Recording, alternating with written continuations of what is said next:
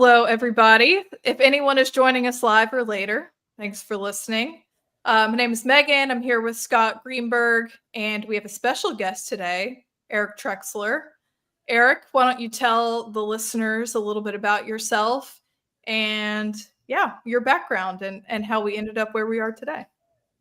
Well, it started when I was 12 years old. Got really irrationally into lifting weights, mostly for football, and then got into wrestling, which got me into nutrition. And so I pretty much knew when I was 16, exercise science and adjacent topics is really going to be what I do. So did a degree at Ohio State, did a couple at UNC Chapel Hill, dabbled in bodybuilding and powerlifting along the way. A lot of my research during grad school was focused on basically the science of getting very lean and how that impacts your metabolic rate. And the majority beyond that being on dietary supplements. So did studies on creatine, caffeine, dietary nitrate, citrulline, protein, carbohydrate, just a bunch of different stuff. After that, worked kind of co-ran a few small companies in the fitness world, fitness industry, and then got the itch to get back into the lab, back into the research game. So I am currently at Duke University. I did a postdoc, and then now I'm a lecturing fellow here, so full-time faculty position where I teach in the department called Health, Wellness, and Physical Education. Then my research is in evolutionary anthropology, where I basically study how the human body came to be what it is through our evolutionary history, specifically when it comes to how we manage our energy budget. Mm-hmm. Yeah, very interesting. Cool. That's a cool background. Yeah, I didn't really predict it going. It's not particularly linear. You never quite know where you're going to end up, but I think that's the fun part of it. Yeah, I got really confused as an exercise scientist when I got here in evolutionary anthropology, and our first seminar in the department was about the morphology of lemur ankles, and I was like, "This is a little bit different." Lemur, that's incredible. Yeah, actually. Can we start way back at the beginning, Meg? Let's start back when you were in high school and wrestling, right? So cool. Knowing what you know, because I wrestled a little bit too, and I knowing a lot less, obviously, than you know on this topic, I would have done things 180 degrees differently than the way that I did it back then to lose weight that we needed to lose, right? I think I took 10 years off my life at the time doing it, and I'm sure, not to age ourselves, but we're probably around the same age. What did you take from your wrestling days in terms of how you had to, make weight classes versus where you are now in your career and how you would change that? And what damage do you think you did to your body if you did something differently? I don't think I did any lasting damage. I definitely would have done everything a lot differently. I would have, this is not, nobody would want to hear this if they monitor how kids lose weight, but if I could go back and do it again, I would have used more external heat sources. I would have used, the hot tub, sauna more than I did, rather than doing just obscene amounts of cardio the night before competition, waking up sore and fatigued. Like, what a terrible idea. I would have probably cut less weight than I did. Would have focused more on just getting really lean leading into the season. Yeah, so many things that I would have done differently. And every now and then I do think back and I'm like, man, I really left a lot on the table. That could have gone much better. Yeah, no doubt. Eating salads, having no energy when you hit the mat, right? Then hitting the weight and then going and eating as much as you possibly could, because that obviously makes you feel so much better, right? Oh yeah, the nice thing is, in ideal situation, you're going into the tournament with a very high seed. So if you feel like crap and you have no energy the first match, hopefully you're good enough. It doesn't matter anyway. That's right. But yeah, by the time you get to the semifinals, you need to make sure you're digesting things and kind of in tip-top shape. But, as much as, I did a lot of stupid stuff back in the day, I was surrounded by good coaches who tried to give me better information. And, no one knows more than a 16-year-old kid. So I should have listened more. So I was around good people, but even doing the wrong stuff, it at least kind of planted that seed for me of getting really interested in how our body responds to different nutritional inputs. And I really think that I wouldn't trade the stupidity because I like the fact that it got me really, really enthusiastically interested in the kind of stuff that really kickstarted my scientific career. Awesome. Yeah, we can segue one step forward from that to something similar. I know we're not to supplements yet, which we're going to talk about, but me and Scott both have history of doing bodybuilding as well. So, as far as like strategies for like weight cutting sports versus bodybuilding, kind of where do you see the biggest differences in that? Like the approaches taken for probably more of like a longitudinal slow weight loss compared to cutting for a specific event. And do you feel like one has longer lasting effects on like your metabolism or just your body in general? I know I had some issues kind of afterwards I came out. Yeah. Just kind of your thoughts on that. Yeah, I mean, the two different approaches just couldn't be more different in terms of how they're typically done. So, a lot of times with wrestling, it's like you're getting in shape the more that you wrestle leading into the season. And so the fat loss is more of a, kind of you're doing a little bit of dietary restriction, but it's mostly you're just training your way into shape. And then it's just every week you're kind of pulling that 5, 7, 8 pounds that you're draining it down and you're replenishing it, and it's just kind of back and forth. But the kind of baseline or average stays pretty stable. There's not like a gradual decline over the year. There could be, but generally speaking, you're kind of hovering around that same range. Whereas, bodybuilding, you're starting at a higher body weight and it is a slow, steady crawl to the finish line. And I always found that wrestling cuts, the water cuts, and knowing that it's going to be time and time again, trying to get through a wrestling practice on limited hydration and knowing that you have to continue limiting your hydration. To me, that was some of the most mentally demanding stuff I've ever been through. And I am grateful for that because I really feel like after going through that, a lot of stuff that is generally viewed as hard felt pretty easy. So that was a nice thing about the wrestling cuts. With bodybuilding, I do think that those are the ones that have a much more profound impact on your metabolism in the moment. They can certainly have a fairly substantial lingering impact on your endocrine profile. You may find people that are 9 months after a competition and still have kind of an endocrine signature of what they just did to their body. Now, the long-term ramifications, if we're talking 10 years down the road, physiologically tend to be overstated.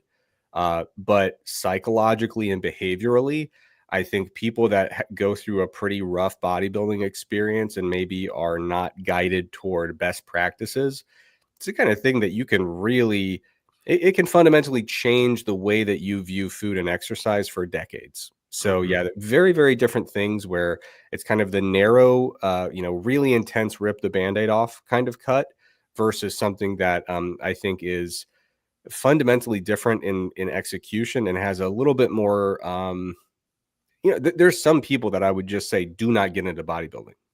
Not everybody, but there's some people I would just say based on your risk factors, your history, your relationship with food, your body image concerns.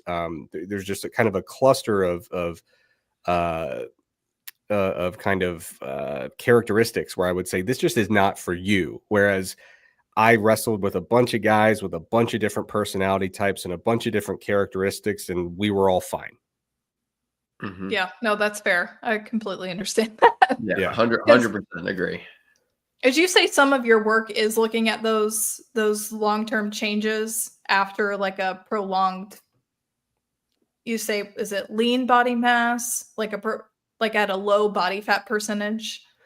Yeah, so I've done a bunch of research, a lot of different ways, observational stuff, a little bit of like mathematical modeling stuff, but I have always had a keen interest in how our body recovers from some of those cuts in terms of body composition and also in terms of our hormones and metabolism kind of coming back online and getting back into their kind of typical state. And so for a long time, I studied what we would call metabolic adaptation, which is, as you're restricting calories, your metabolic rate goes down, your energy expenditure goes down. There's some of these kind of evolutionary mechanisms to make your body more energetically efficient to prevent starvation. So kind of watching that process take root and then reverse itself during recovery was a big focus of my research. Now I'm in Herman Pontzer's lab at Duke, where I'm doing most of my research here. And we study, rather than focusing on dietary restriction, we focus on people who do really tremendous amounts of physical activity, whether that's ultra endurance athletes or hunter gatherers, for example, who, maybe they have limited caloric resources. They don't eat very much, relative to like a Western diet. And yet they're doing, in some cases, 35, 40,000 steps a day. So the energetics of how we make that work from an adaptation standpoint. Yeah, that's super interesting. Segueing into our primary topic, supplements. That was not a very good segue, but you said the two primary things that you research are both caffeine and creatine. Caffeine, guilty. Definitely every morning. I like to have my cup of coffee and some sort of pre-workout. Do you want to tell us a little bit about what kind of research you've done with caffeine, and then maybe we can ask some questions about how we can best utilize it for either performance enhancement or... Yeah. So going all the way back, actually my master's project, my master's thesis was kind of an ambitious project, I think, for a master's project. And it was studying creatine and caffeine. So it was kind of a sequence of experiments all wrapped up into a broader study, looking at the acute performance effects of caffeine, and then also the effects of creatine and the effects of what happens if you take high dose caffeine daily during creatine loading, which is a really interesting research question. And as a master student, I was like, someone needs to finally just address this and put the nail in the coffin. A couple people have addressed it since I did, and the nail is still not quite in the coffin, but it's just this very odd little research question with an odd little body of literature there. What do you define as a high dose of caffeine? So high dose in normal human terms, not in the research terms, because like, Fair. A person will go have a cup of coffee and be like, "Ooh, I feel a little jittery," and it's like 100 milligrams, right? But when you look at the literature on caffeine, an ergogenic dose is typically 3 to 6 milligrams per kilogram of body mass. There's been some studies where they go upwards of 9, and people don't like that, so they generally don't do that much anymore. They've kind of figured out that at that point you start to actually have performance impairments because you feel awful. Like crap. Yeah. So 3 to 6 milligrams per kilogram, which is a pretty substantial dose. I mean, depending on your body weight, we're often talking about 400 milligrams of caffeine. So that's kind of what I would consider high dose caffeine in this context, would be that 3 to 6 milligrams per kilogram. What are your thoughts on, we're going to take this a little bit away from the caffeine side of things here, but what are your thoughts on other supplements that help with reduction of like stress hormones such as cortisol? Do you have any thoughts or feelings on any of those? That's kind of a whole class of supplements where the research is very sparse. Supplement research in general tends to be pretty weak. Especially things that are intended to have acute effects. So not to get too into the weeds, but if you're into like the nitty gritty science fundamentals, it's really easy to do. Let's say you want to do a study on something that's supposed to be like caffeine, right? So you take it and an hour later, you're supposed to perform better. I could run 10 different studies on that with relatively low cost, relatively low time and effort investment. And so one of the things you always run into is one group will come out with the paper where they're like, "Hey, it works." And then 5 years later, we get a few replication attempts and no one can replicate what they found. And we're like, okay, so it's very possible you did 3 or 4 little mini studies in your lab and just decided to publish the one where it worked. So I think some of the cortisol blockers are susceptible to all the normal caveats of kind of weak, underpowered, low cost, low time investment supplement studies. Personally, I'm not very fond of pursuing supplementation as a means of addressing cortisol. Usually when people are concerned about their cortisol, our best option is to figure out why is your cortisol out of whack. If it's because of a medical condition, you're probably going to need pharmaceutical, something that's just much stronger. And so you're going to want to, and you're going to want to take that under the advisement and supervision of a medical professional. Most of the time, people that are worried about their cortisol, the more you dig, you find out there's no reason for them to be worried about their cortisol. And then there's that other small, kind of group in the middle where it's like, yeah, it is kind of chronically elevated, but it's chronically elevated because of usually one of two things. Number one, psychogenic stress, just day-to-day stressors are through the roof. And what you really need to focus on is stress management, not supplementation. The other thing we may see is just a completely out of whack training load relative to the stuff that helps us recover. So you think of someone who's pushing their training to 11 out of 10 consistently, eating like crap, sleeping like crap. And so again, a supplement is not what we're looking for there. So what I usually find with cortisol concerns is I've got my little mental flow chart that I just kind of laid out there, and almost never, so far, never has it ever pointed to, we really need to find a supplement for this. You know what I'm saying? Yeah, great. So throw it away, Scott. That's what he's saying. Yeah, I guess so. Get some sleep. I mean, here's a controversial take of mine on supplements.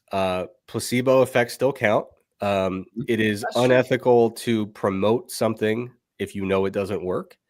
But, there have been times where maybe I'm working with somebody and they're like, yeah, I like using the supplement. And I'm like, okay, I don't think you need to. I certainly didn't recommend it in the first place. And they're like, no. When I take this, it does the following to my sleep and my energy and this and that and the other. And, at a certain point, it's like, who benefits in this situation from me telling them, no, you're wrong, stop taking it. And then they actually experience, frankly, a nocebo effect where they are now getting worse results because they think they're lacking their kind of secret weapon that has been helping them so much. So I would say, if someone is partial to some kind of cortisol suppressing or blocking or reducing supplement, even if I'm not totally sold on supplementation as a, high level, high priority kind of intervention for cortisol, if someone swears by it and they're not doing any harm and they're not,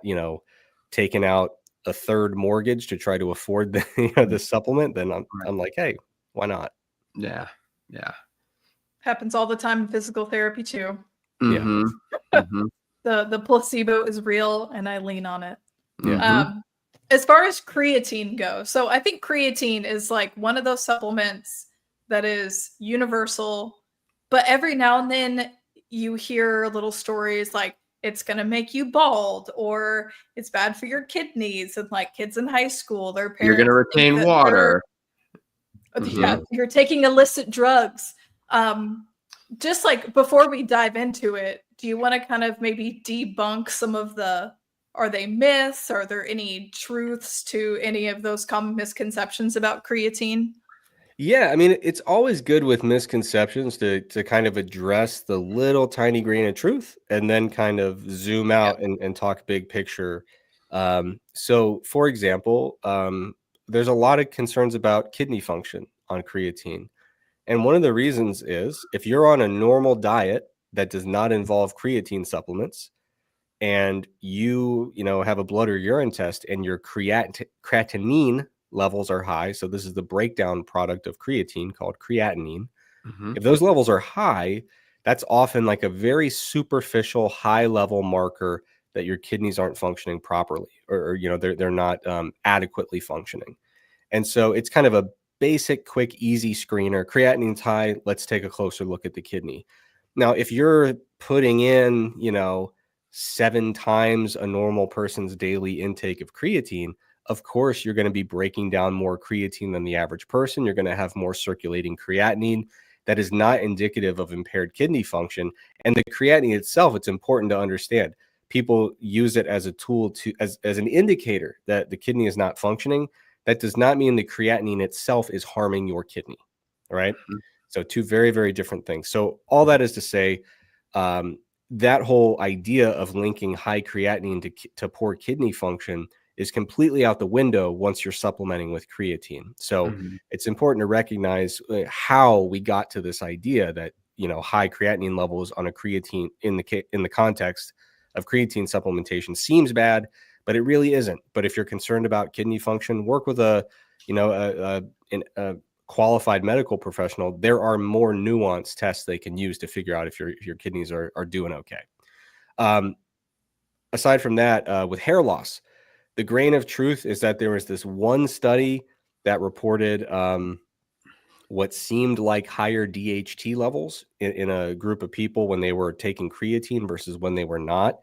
If you dig into the details, the finer points, this is a crossover design, which meant that the same individuals did the placebo treatment and then also did the creatine treatment.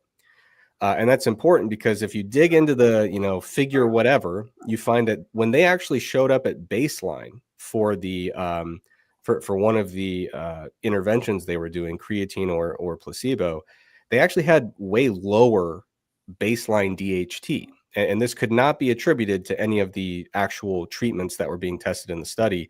And so some of the difference that was reported in that study was just like the same exact people just showed up with lower values the next time they came around. And so what that tells you is what we're looking at here is either normal fluctuations within the physiological range or just kind of a statistical fluke. But more importantly, a good friend of mine, Grant Tinsley, his lab actually just published a study where they actually looked at hair loss, like looking at the scalp with creatine use. And so they're like, forget the DHT, because DHT is certainly involved in the process of accelerating the rate of hair loss in male pattern baldness. Sure. Although it is worth noting that localized effects of DHT at the follicle are much more important than circulating levels of DHT. There is a difference there. But nonetheless, they looked at it. I don't even think they were able to replicate the elevation in DHT with creatine.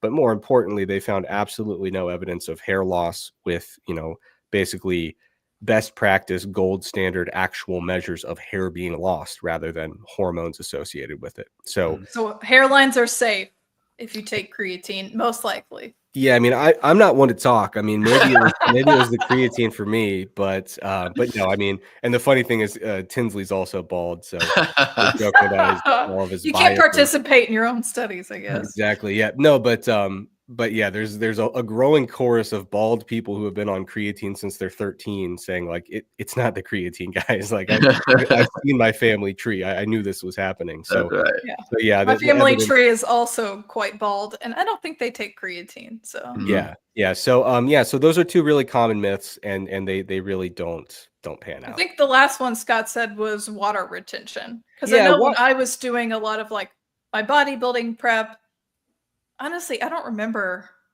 if I took it or not. That was a while back. There's a lot of differencing of opinion to take it. What, you know, if you're taking it, stay on it, or, you know, like it is what it is kind of thing. Yeah. One of the things that I found that was kind of interesting one time when I was looking into this was that in a lot of creatine trials that actually measure total body water, you will find that the placebo group has an increase in total body water. And so part of this is the fact that you're basically taking people in their normal day-to-day habits, dietary habits, hydration habits, training habits, and you're saying, by the way, have this like 16 or 24 ounce beverage 4 times a day because we're doing a loading intervention. And so basically over a set 5 or 7 day period, people are just drinking way more than they normally do. So even the placebo group often shows up with, you know, quote unquote water retention.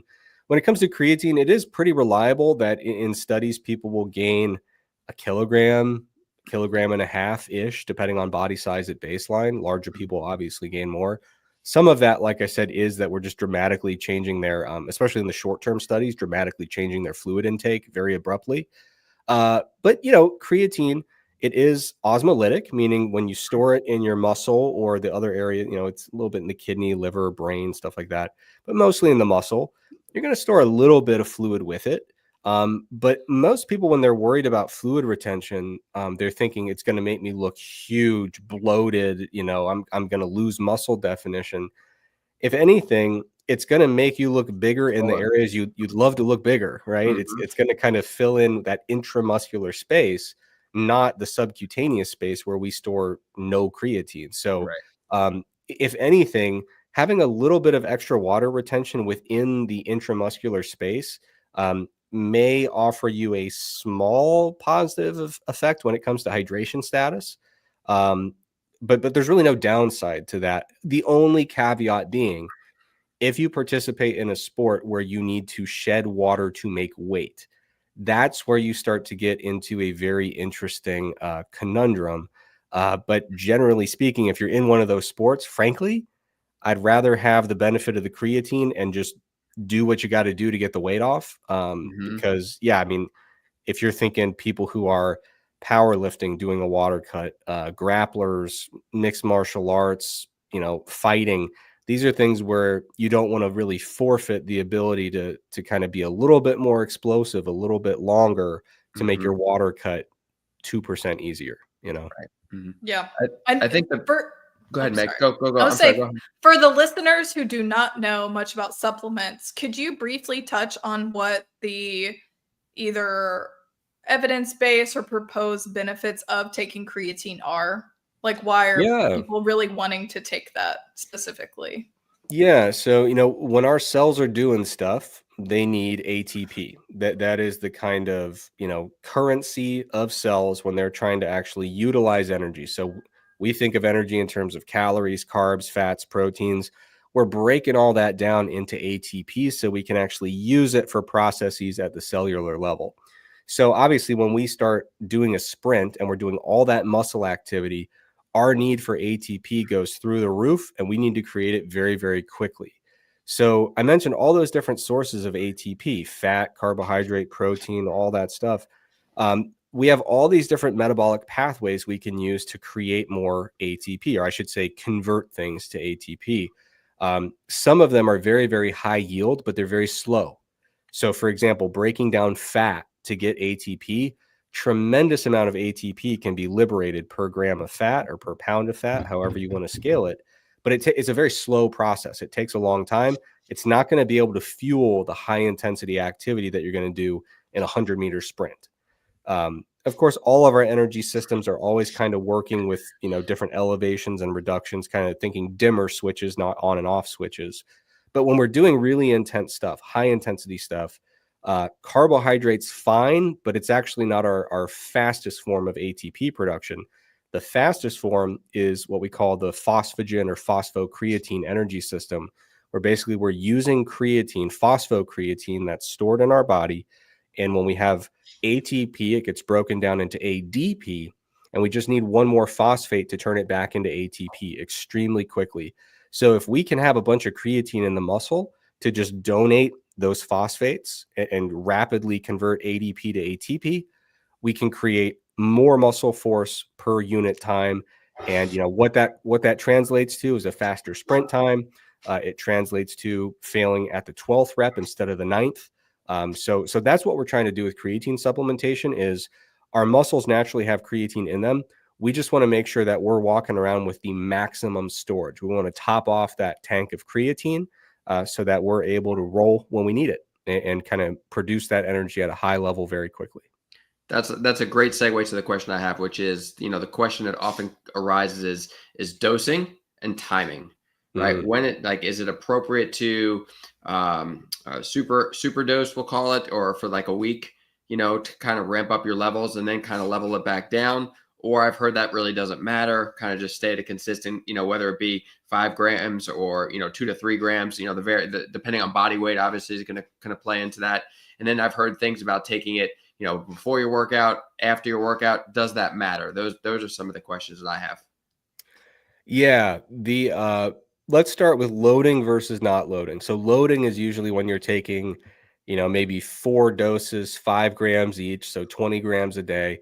If you do that for 5 to 7 days, you are most likely going to fully saturate your muscle storage when it comes to creatine. So if you're like, hey, I'm on creatine, I'm excited about it, I want my results now, please, then loading would be a totally viable way to go. It's also true that if you take a normal maintenance dose, which I would say is typically about 0.07 grams per kilogram of body mass, or usually just like 5 grams. It's like the easy way to do it. Mhm. 5 grams will be fine. But a maintenance dose around that level for most people, it's going to take probably about 3 or 4 weeks to fully saturate muscle creatine store. So it's one of those things, instead of doing it all in 5 days, you're letting it build up over time, and it'll be kind of a gradual build. Personally, I like to do something in the middle, kind of like a semi-loading phase where maybe for the first 2 weeks that I get back on creatine, take 5 grams in the morning, 5 grams in the evening. So 10 grams a day instead of 20. I do it for 2 weeks instead of 1. And it's kind of a little middle ground where it's a little bit less wasteful. And it's a little bit less inconvenient trying to take it 4 times a day. And it also reduces, some people, when they take 20 grams a day, they report more stomach discomfort. And so, yeah, 10 grams a day for me for a couple weeks tends to be a sweet spot. But like I said, if you just do 5 grams for the rest of your life, you'll get there and you'll stay there. What was the other question? Oh, timing. Yeah. Yeah. So, timing, frankly, doesn't matter. So, a lot of times people will talk about creatine strategies to improve absorption. And, you'll hear things like you should have it with a high glycemic index carbohydrate, and the insulin is going to help draw it up and things like that. The reality is we're talking about solving a problem that doesn't exist. Creatine, however you take it, is going to have tremendous bioavailability and a very high efficiency in terms of muscle saturation. So if you put it in, it's going to go where it needs to go. And so some of this work, some of this research, not to dismiss it, it's worthwhile to study this stuff. But this work around the margins of, can we get something from, I'm just going to throw out an arbitrary number, from 98% really, really good to 99%. At the end of the day, it's like we're flirting with 100% in either case. And there's no room to build upon what creatine already does, which is have excellent bioavailability and excellent efficiency in terms of storage. So it is true, there have been studies with like a high carb drink that kind of spikes blood glucose and spikes insulin. Maybe there's a detectable difference, but it's not practically meaningful. And the same thing is true with timing. There have been studies where they talk about having it away from the workout, before the workout, or immediately after the workout. And you could argue that maybe there is just the slightest, barely perceptible advantage of putting it after the workout, when the muscles are, they're active, they're taking up all sorts of nutrients in that post-workout period. You think about like carbohydrate, obviously that's the time when we do it. There's a lot of blood flow to the muscle at that period. So there has been some suggestion there could be just the most imperceptible tiny advantage of that, but in the long run it's going to get completely lost in the wash, because like I said, by the time even if all you do is take 5 grams whenever you want for a month, everyone's getting to the same place, which is full saturation. Now, so here's another. This is I think is a pretty crazy way to think of this, but creatine monohydrate is obviously the form that most people tend to take because it seems to have the greatest impact. Now, the question I've heard is, would you classify creatine as being a natty supplement? Because in essence, it is not a truly natural compound. It's synthetic to a certain degree, from what I understand. Creatine monohydrate. It's not the same creatine that our body would normally produce. What are your thoughts on that? Completely natty in terms of like the traditional dichotomy. I mean, there's all sorts of forms of creatine, right.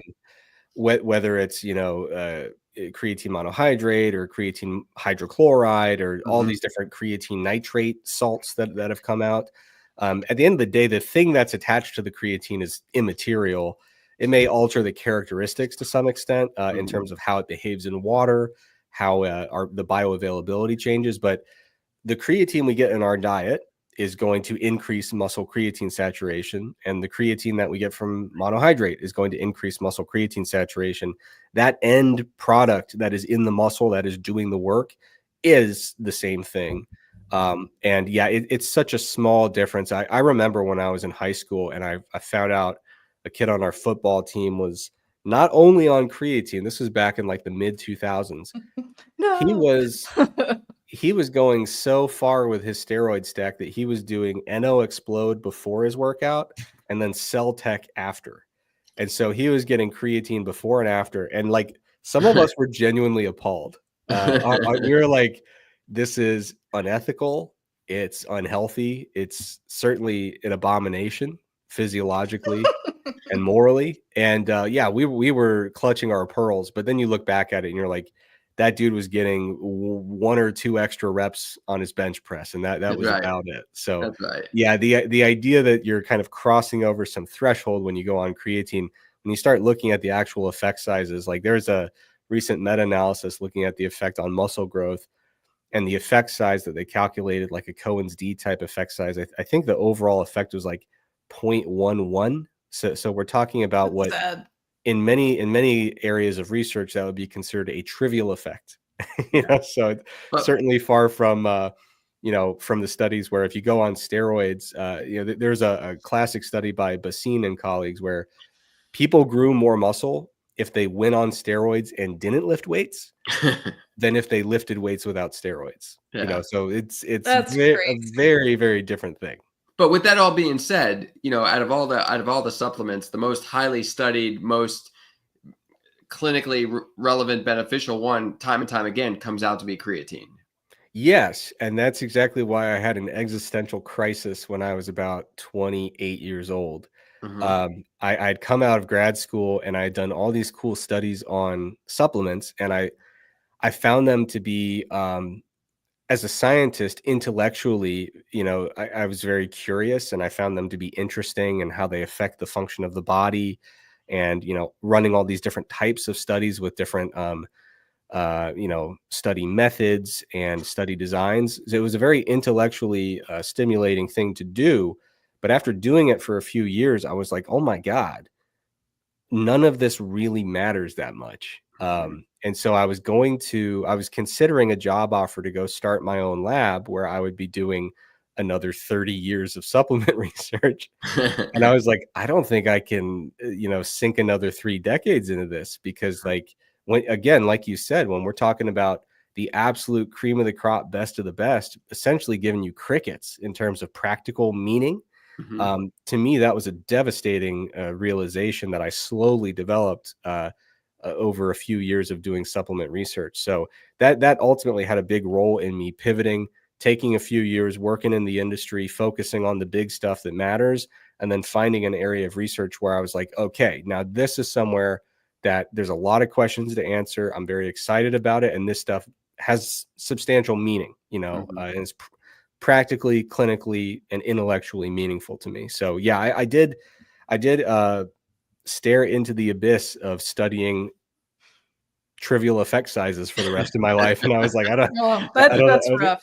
I don't think I have the stomach for it. But no, so and that is really the predicament about communicating the science, which is that this stuff is, creatine, for example, if you're a lifter, if you do a lot of sprint work, things like that, it is worthwhile in most cases. And yet the effect is quite small, because we're talking about athletics in this case. We're talking about scenarios where, yes, if I could get 1% better, clinically speaking, that's not going to be the difference between sarcopenia and good health. Right. But athletically, it could be the difference between third place and second place and first. So yeah, it's always tricky to kind of strike that balance in communicating, which is that this stuff is extremely trivial in magnitude, but trivial to me it can mean the world to you. What about protein? Where do you stand on protein, and how much, and the types, whether you're taking, isolate, whether you're taking, you name it, right? The type of protein that's out there, whey versus vegan versus, go down the rabbit hole of protein a little chocolate, vanilla. Chocolate, obviously. Chocolate. Oh, sure. no, I'm a vanilla girl. No, that's... Well, you can talk whey, you could talk casein, you could talk all the different types, right? Yeah. So for context, I was vegan for a few years, and now I'm vegetarian because the dairy proteins drew me back in. But I couldn't stay away. But when there's been some great research in the last few years that has shown pretty strongly, like pretty soundly, fairly conclusive findings that we really spent too much time worrying about protein types. with a little caveat. So obviously, if you wanted to go out of your way and eat a lot of protein and make terrible gains, you could do it. So for example, if you said, you know what, I'm going to get 100% of my daily protein from collagen, that's a terrible idea for your health and certainly for building muscle. Because collagen, if listeners aren't familiar, has a very atypical amino acid profile. It is severely lacking numerous key essential amino acids that you need to build muscle. But when we start looking at like the protein sources that show up in typical human diets, so people are getting a little bit of protein from, from beans and lentils and nuts and seeds and meat and dairy. Obviously, animal-based proteins tend to have higher quality scores, meaning they have a more abundant mixture of the full spectrum of essential amino acids, and they tend to be more digestible as well. But when we look at a just decently formulated vegetarian or vegan diet that just has a mixture of complementary proteins. So you got some tofu in there, you've got maybe some wheat protein, some pea protein, beans, lentils, rice, you name it.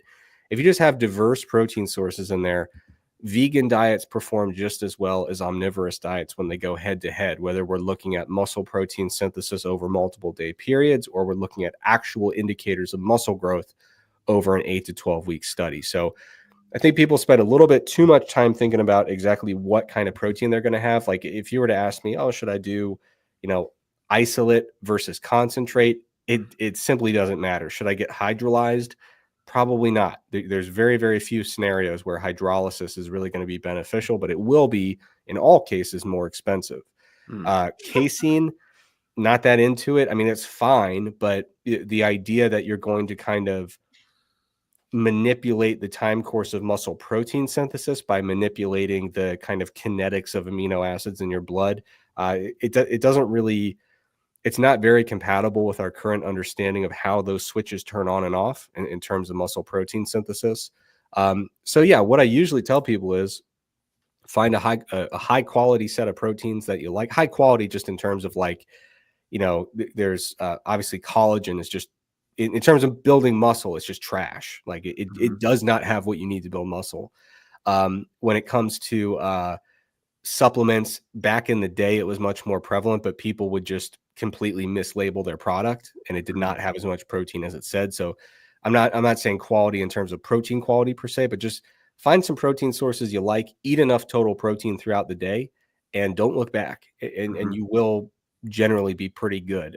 If you're on a completely vegan diet, it makes sense to do a quick check and make sure that some of your proteins are complementary in nature.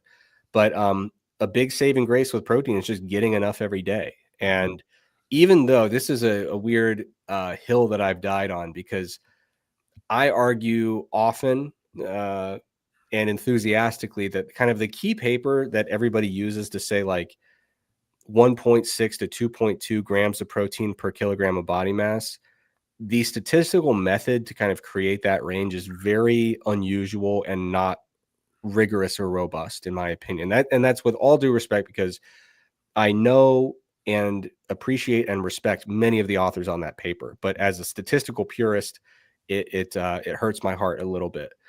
Having said that, the range does pretty good in practice, and it's one of those things. Yeah, it's like you got the right answer the wrong way, basically. Which still counts, in a test where the teacher doesn't make you show your work. So this will be the one where they showed their work. I hate the work. I like the answer. And because it became so broadly accepted, people started to actually do head-to-head trials and say, okay, we're going to compare, 1 gram per kilogram versus 1.6 or 1.8 or 2.2. And those are the kind of ranges where we are seeing that you're pretty much maximizing your ability to, like, practically speaking, maximizing your ability to kind of leverage that protein to support muscle growth and recovery. As a vegetarian and former vegan, how do you best try to get protein? Is it primarily through supplementation? Are there certain food sources that you prioritize or go to with that type of diet? Yeah, I do love a good whey protein shake. Costco is my best friend. I go load up on shakes. I like, Costco does lean towards the chocolate, though. They hardly ever have vanilla, so I'll give it to yeah, you. and I'm fine with it. I'd say roll with it. But yeah, so I do some shakes. I do, cottage cheese, Greek yogurt. I really like tofu. Tofu's, if you learn how to cook it, very, very good. And then on top of that, a lot of the meat substitutes, it's amazing how far those have come in the last 5 or 10 years. Like I'm walking through the frozen aisle and it's like, these chicken teriyaki strips. You heat them up and they're very legit. So yeah, there's really it's really not that hard. I mean, if you want to talk to like a vegan in 1971 who's a bodybuilder and be like, how you making this work? I'd love to hear it. But nowadays there's so many great options. Even on the supplement side, if you're totally vegan, I mean, the different pea-based proteins and soy-based proteins, there's just a lot out there. So it's to me, being vegetarian does not really make it hard to hit my protein target. What does get a little bit hard is hitting a high protein target on a very low calorie diet without becoming totally supplement dependent. So like, yeah, I could get all my protein from whey protein isolate, which just tends to be a low calorie version of whey protein. But if I'm trying to mix in like lentils and tofu and and beans and things like that, it's really hard to keep the calories super low. Now you could get to like a kind of a normal low calorie diet, but if you're trying, like for me, when I'm really pushing like a bodybuilding diet, just pedal to the metal, I'm like a full grown man eating like 1,500 calories a day. It's hard to eat 1,500 vegan calories a day while eating 185 grams of protein. Very, very difficult. Yeah, that'd be impressive.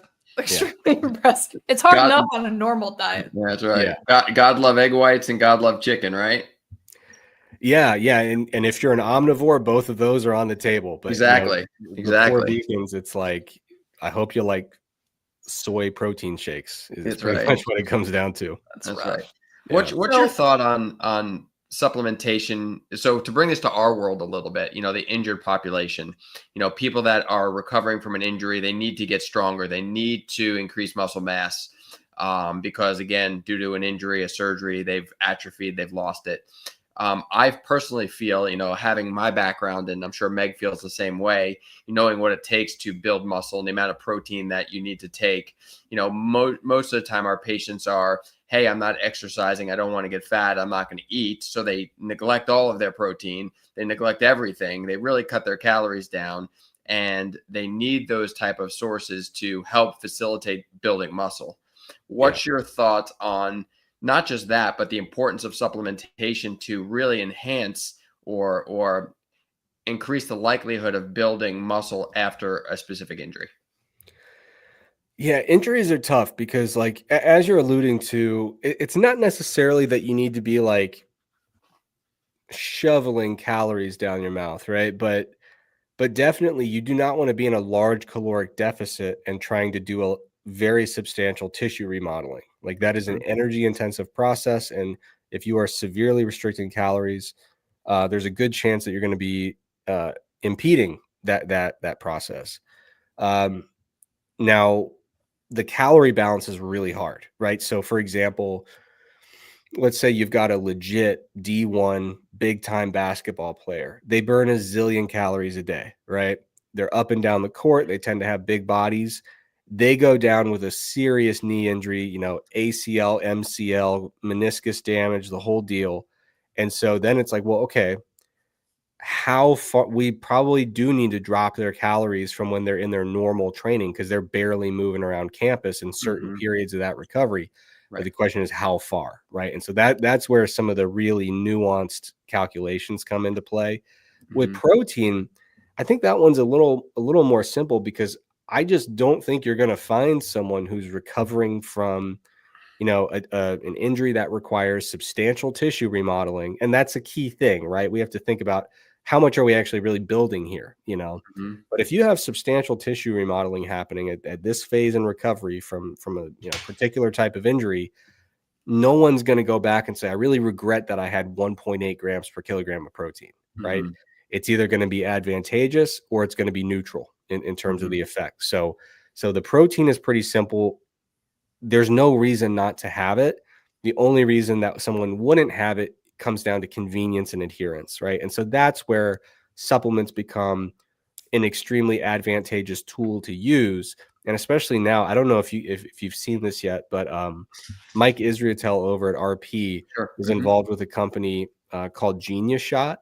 I haven't tasted them, full disclosure, but it's like a little 5-hour energy 2-ounce shot. It's like that, but it's 23 grams of protein with like negligible carbohydrate and fat. So and the calories are really low, huh?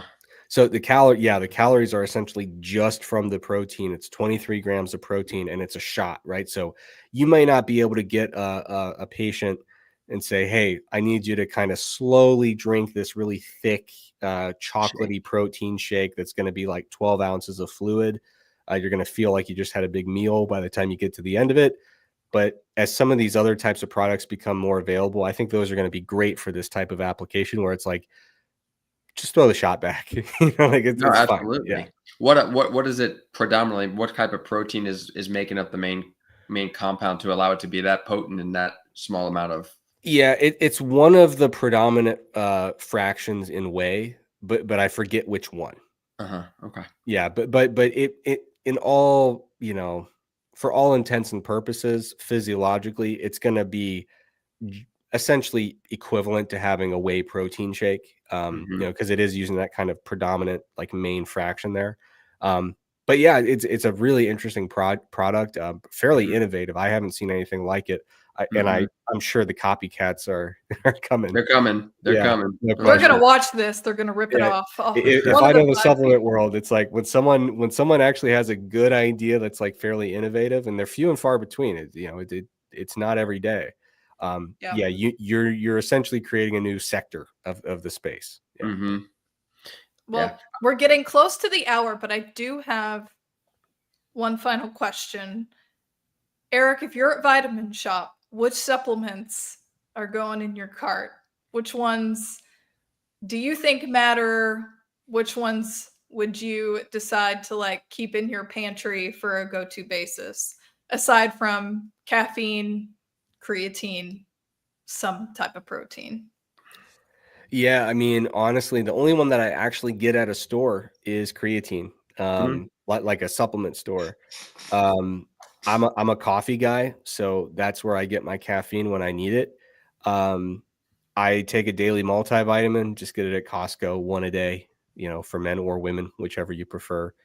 I do take algae oil, just because my diet isn't high in marine-based omega-3s, so I like to have a little bit of that. And that's really it. I really, my supplement use went from very broad to extremely narrow after many years of doing work in the space and also just refining my goals a little bit. I'm not a professional bodybuilder anymore, so I just train to feel good and hopefully live a long life if I can. So yeah, I'm not really like back when I was 16, I just walked down with a basket and just start knocking things off the shelf, anything I could get. Anything my budget would allow, at least at the time. If I may, can I give a couple? We briefly touched on caffeine, but I had a couple soapbox things I wanted to get on the soapbox. So I haven't been doing a lot of in the lab work on caffeine lately, but I'm a co-author of the Mass Research Review. Every month we publish an update of the newest research and stuff related to exercise, nutrition, training, getting bigger, getting stronger, leaner, etc., and healthier. And I always cover the caffeine stuff that comes out if it's interesting. And my kind of highlight reel of caffeine research from the last few years. Number one, be wary of when you're consuming it. Caffeine has a long half-life, usually estimated 5 to 6, maybe 5 to 8 hours. And that's the time to eliminate half of it in your system. So there's been a good meta regression that came out lately indicating if you're going to take an ergogenic dose of caffeine, we're talking 215 milligrams or higher, you probably need to take that at least 13 hours before bed to confidently feel like you're not going to disrupt your sleep quality. So that's huge. Another thing worth considering is not only does late afternoon, early evening caffeine have a high likelihood of disrupting your sleep quality, it also doesn't seem to work. There have been a few studies coming out where they just find they actually cannot replicate the ergogenic effect when they give it in the evening instead of giving it in the morning. And we're not talking about like, oh, the sleep catches up with them and then it stops being helpful. We're talking about one-time use. It doesn't seem to work in the evening, which is very, very odd, but has been shown multiple times now. Another thing worth considering with caffeine is there are not actually many studies that actually say like, hey, we're going to bring this group in, give them caffeine before every workout for 12 weeks and see how much it helps compared to a placebo. Oddly enough, those studies don't really get done. It's usually just we're going to bring people in for a day, give them caffeine and see how much better they do, right? The studies that have tried to show a longitudinal, meaningful training advantage, like actual improvement of training adaptations, getting bigger, getting stronger, all that stuff over time, it doesn't seem to work very well. So the question is, of course, why? Does it have to do with habituation? Is it possibly that the ergogenic effect is just so small and fleeting that it just doesn't materially matter and add up over the course of, compounded workouts? We don't really know. So the main thing I wanted to kind of get off my chest about caffeine is we really need to recontextualize where it fits for the typical lifter, exerciser, etc. It only seems to really fit in the morning, or in those situations where it's like break glass in case of emergency. So if you're like, hey, I need to perform, this is critical. You can use it as that quick band-aid to kind of get you out of a jam if you're extremely fatigued, very underslept, things like that. So all that is to say, with caffeine, be very judicious about when you take it in the day, and also set realistic expectations for what you think it's actually doing for your training. Can I jump on that for a quick question? So with like pre-workouts where there's caffeine, but there's other things like beta alanine and other things that people seem to really enjoy during their workout. Do you recommend buying supplements if they enjoy that? Maybe buying the beta alanine separately because you can, and just putting that in water and drinking it that way and trying to get the quote unquote tingly feeling without the caffeine? Sure. Or the stimulant free pre-workouts. There's a lot of those out there. Yeah, if you wanted to, you could go with a stimulant-free pre-workout. You could say, hey, what is in this pre-workout that I care about? Maybe it's some combination of beta-alanine, a little bit of your creatine for the day, citrulline malate, dietary nitrate. There are maybe betaine. Like there are some ingredients in these formulas that, as long as they're dosed well enough, may confer some modest benefits in terms of improving your training outcomes. So you could get those separately and mix them up. When I was getting into supplements, that was the big thing to do. I had my roommate, he'll never forgive me. I had him drink my special pre-workout concoction, and it was nothing that was like, it's not like I gave him like a gram of caffeine or anything, but it just tasted awful. It was so bad.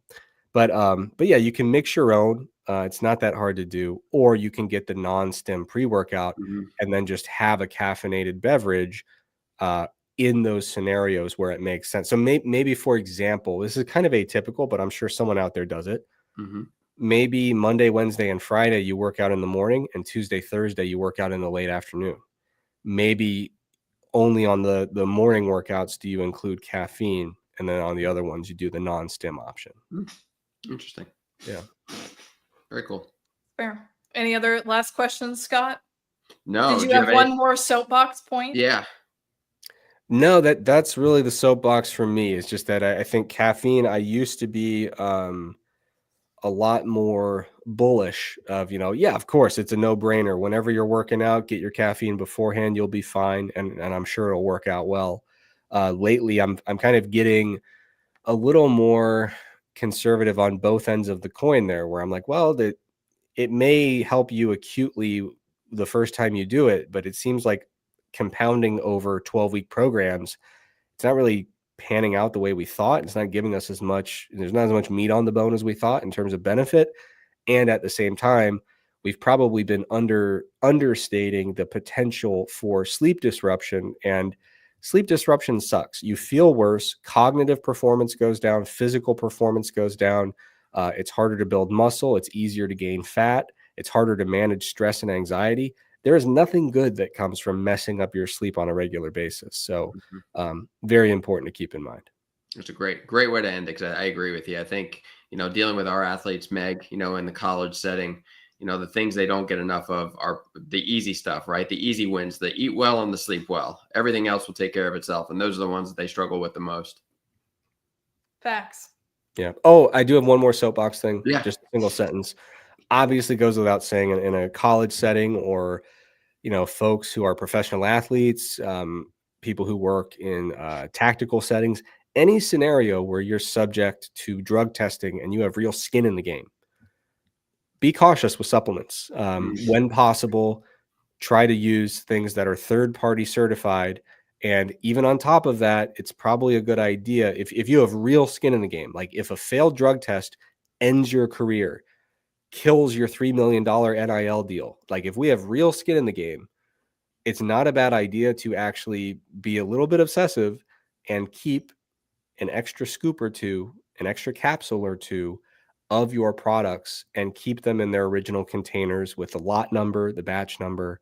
It may be the type of thing where at the end of the day, if you fail a test, a lot of organizations say, we don't really care why or how, but there may be instances where it's beneficial to say, I used a supplement that was third-party certified, the highest possible credential in terms of being a clean for sport product. It's like NSF, isn't it? NSF?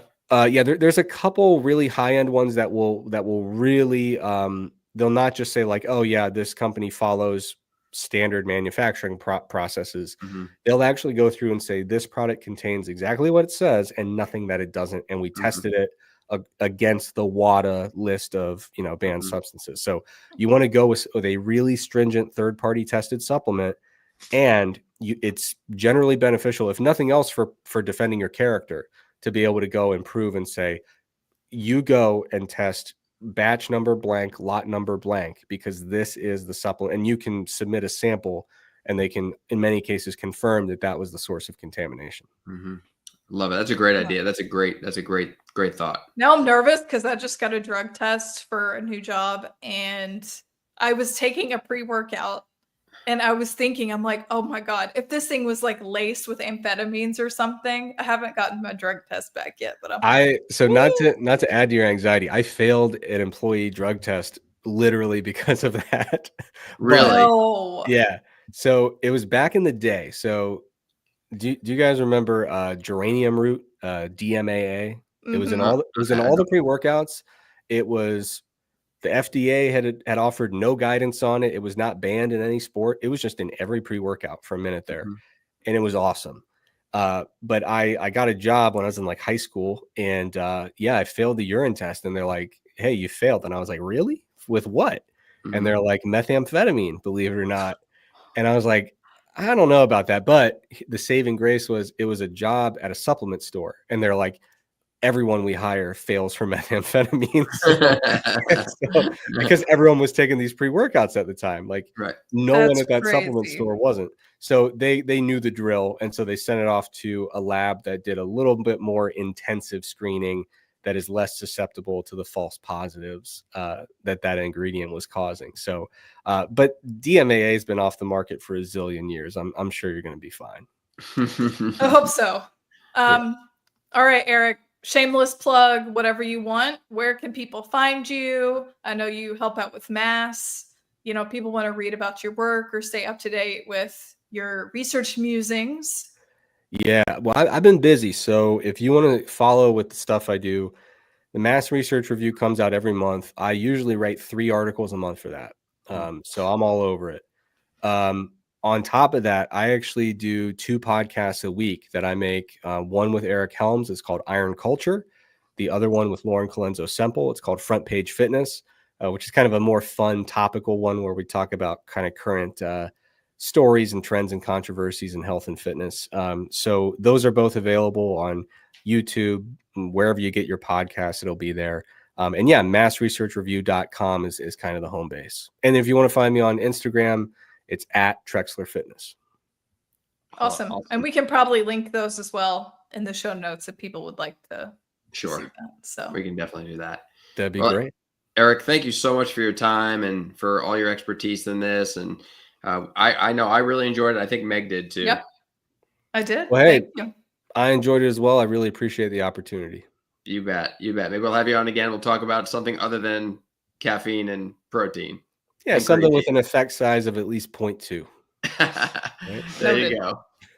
All right, everyone. Thanks for joining us. Again, the American Academy of Sports Physical Therapy, thanks you for all tuning in. And you can check us out on the web over there.